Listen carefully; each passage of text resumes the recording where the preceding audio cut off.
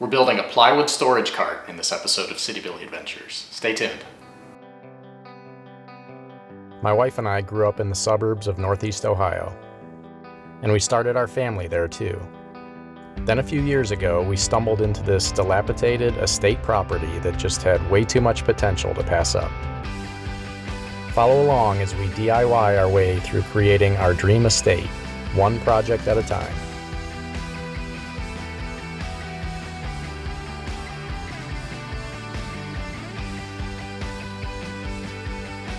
A wise man once said, "You're from the city, but you like hillbilly things. You're a city Billy." So we're back for another episode in our ongoing workshop series. This project is organizing all of my plywood into one spot. So over many years and many projects, I've managed to collect a pretty decent cache of plywood scraps. Up until now, those scraps were all over the place, in my garage and in the workshop, in piles on the floor and leaning up against the wall. Now I'm blessed to have this 600 square foot outbuilding for a dedicated shop. It could always be bigger. But there's a decent amount of floor space to work with. That extra room allows me to build a full-size plywood cart. This is a pretty basic design that you can find all over the internet. Most of what you'll find is a slightly smaller base that's designed for shops with less space to work with. But since I have a little extra room, I can build a full 4x8 base and have a little extra storage capacity. This design can always be adjusted to have a smaller footprint. Now, one of the trade-offs for this larger design is all the plywood required to build it. I ended up using 4 3/4-inch sheets, and I had to sell off one of my kids to pay for it. You serious, Clark?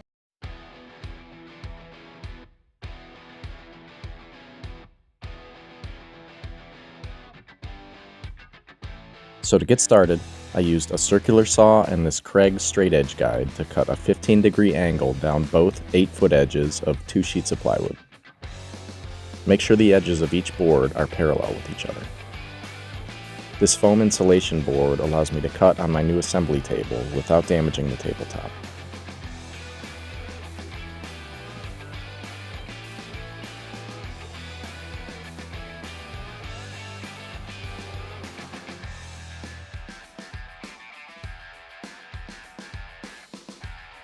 Then I cut a 2-inch piece that will be the top of the frame. These cuts should be whatever the opposite of parallel is. The frame will fit together like this.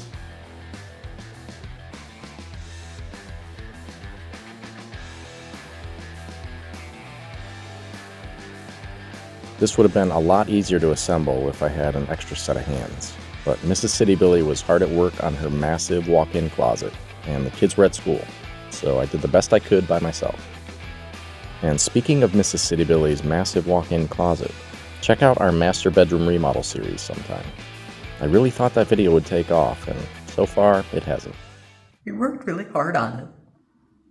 Anyway, I started the assembly by laying one sheet on its side and attaching the top piece. I held it together with my knees and some clamps with moderate success.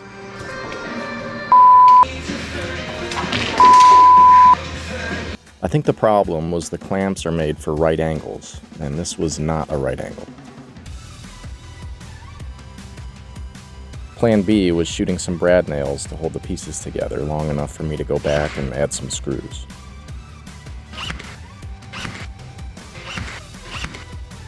And about that time, my buddy Mike stopped by and gave me a hand with the second sheet of plywood. We stood the pieces upright while I nailed in the second sheet. Then we flipped it back down and I added screws. Then I built the frame for the base out of 2x4s. I'm using a full sheet of plywood for the base, so the frame is also 4x8.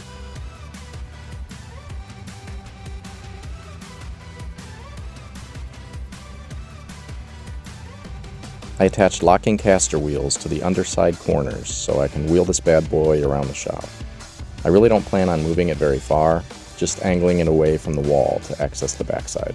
Giggity-goo-ga! I finished the base about the time the kids got home from school, so I enlisted my youngest to help me get the base on the floor and then the A-frame on top.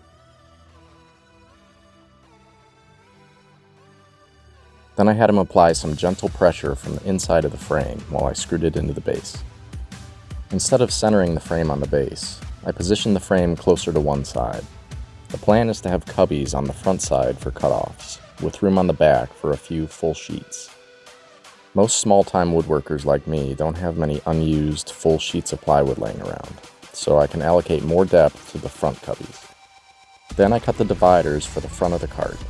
I put a square piece of plywood up against the side of the cart and scribed the angle.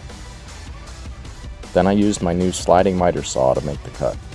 You could also use a circular saw or a jigsaw for this step.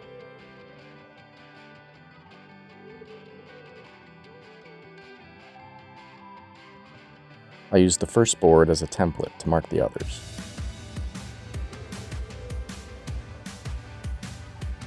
I can screw in one edge of the dividers from inside the frame, but to attach them to the base, I used pocket holes.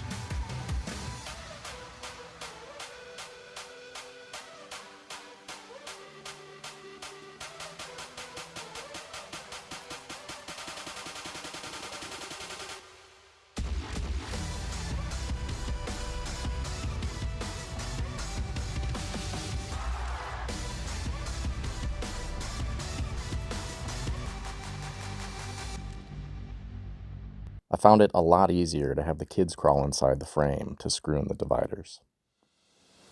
The kids were a huge help attaching the front of the dividers too. I'm not sure I could have handled this part by myself. The cubby on the left is just over 48 inches wide to hold a half a sheet of plywood.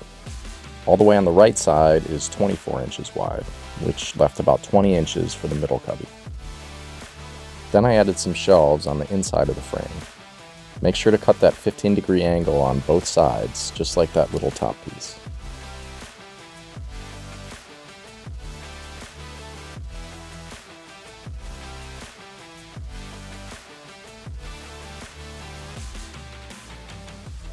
And finally, I added a strip of plywood along the bottom edge of the backside to hold full sheets of plywood. I'll also use this spot to store my 4x8 foam board.